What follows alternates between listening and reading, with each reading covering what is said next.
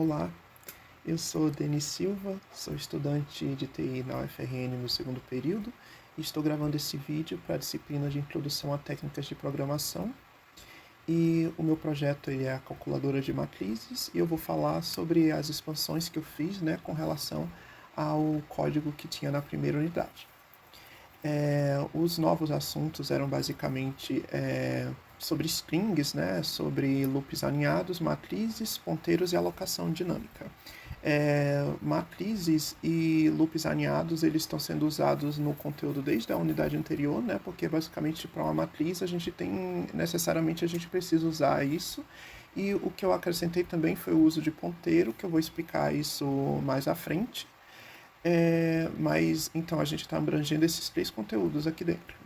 Falando aqui sobre o código, eu tentei seguir um padrão aqui para os comentários, que é basicamente, eu explico aqui na legenda no topo do código, eu usei um asterisco aqui para sinalizar quando é uma função que ela já existia, mas foi alterada, e eu usei esses dois asteriscos aqui para sinalizar que é uma função totalmente nova, que está desempenhando uma coisa nova. Basicamente, o código, a gente escolhe as operações, que a gente vai executar. Antes a gente tinha só soma e subtração, agora foi acrescentado multiplicação, determinante e inversa. A multiplicação ela é feita em cima de duas matrizes, só que ela só está funcionando para quando a matriz é quadrada. E o determinante e a inversa, eles são operações que a gente faz com uma única matriz. Então, quando a gente inicia aqui o código, ele vai escolher a operação, a gente forma um número equivalente a essa operação. Se a operação ela for soma ou subtração, a gente vai inserir duas matrizes e elas podem não ser quadradas, podem ter números diferentes de linhas e colunas, mas se ela for acima de 2, ou seja, for multiplicação ou etc., então ela a gente só vai inserir um valor, e o mesmo valor que foi inserido para linhas vai ser atribuído a colunas. Outra coisa nova que foi acrescentada aqui é essa função de reiniciar, ou encerrar, que basicamente, depois que a gente encerra, a operação é calculada, a gente recebe o valor final e aí vai ser perguntado para o usuário, se ele deseja reiniciar, fazer uma nova operação ou se ele quer encerrar. Se ele escolher reiniciar, a função vai executar o main de novo, a função main de novo. Se encerrar, simplesmente vai encerrar o código.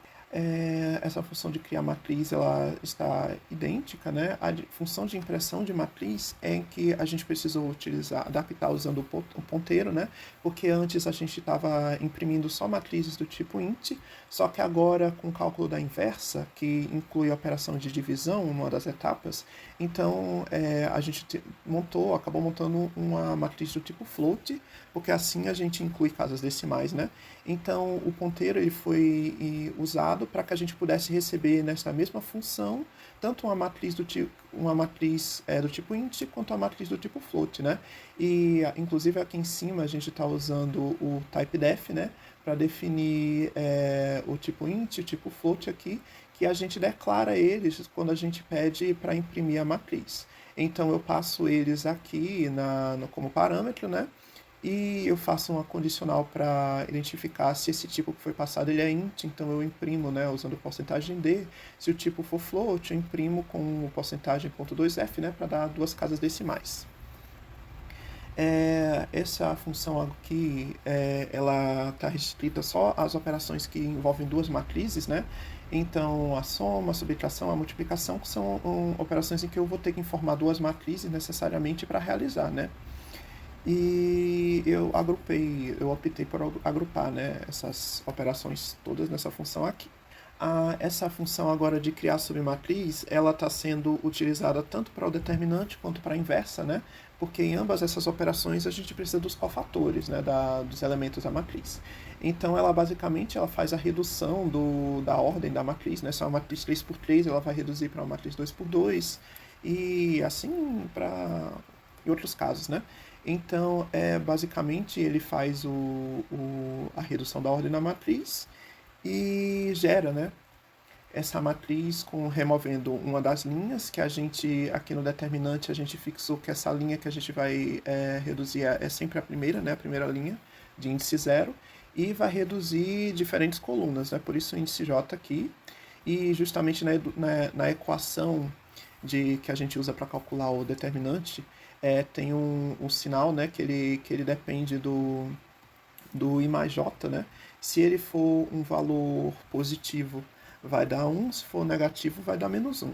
E aqui a gente está usando só o J justamente porque o índice da primeira é 0, né? Então 0 mais J vai ficar só o J.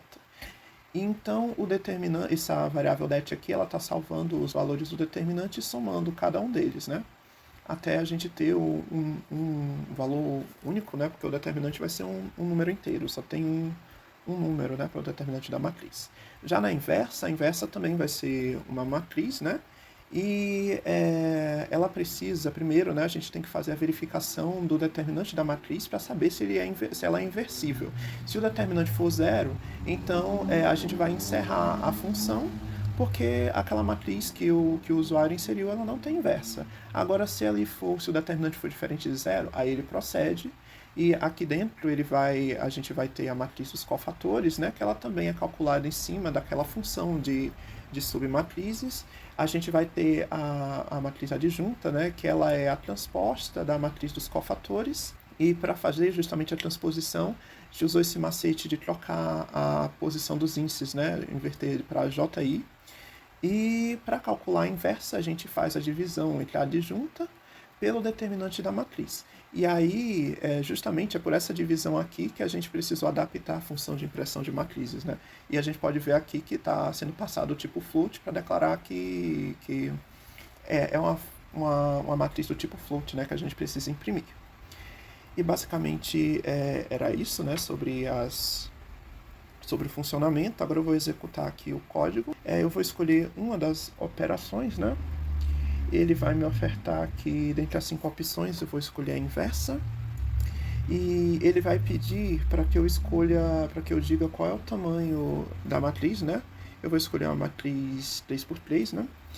E eu vou aqui informar o valor de uma matriz que eu já separei, porque nem toda matriz tem inversa. Então eu já deixei uma separada, porque eu sei que é uma matriz que vai ter resultado. E pronto, aqui é o valor da inversa da matriz que foi informada, né? E lembrando que a inversa é a matriz que, se eu multiplicar pela matriz original, ela vai resultar na matriz identidade, né? E aqui, depois que ele encerrar a operação, ele vai pedir para reiniciar ou encerrar, né? Reiniciar, a gente vai poder escolher uma operação diferente. Encerrar, vai encerrar totalmente o código. E é basicamente isso. Obrigado.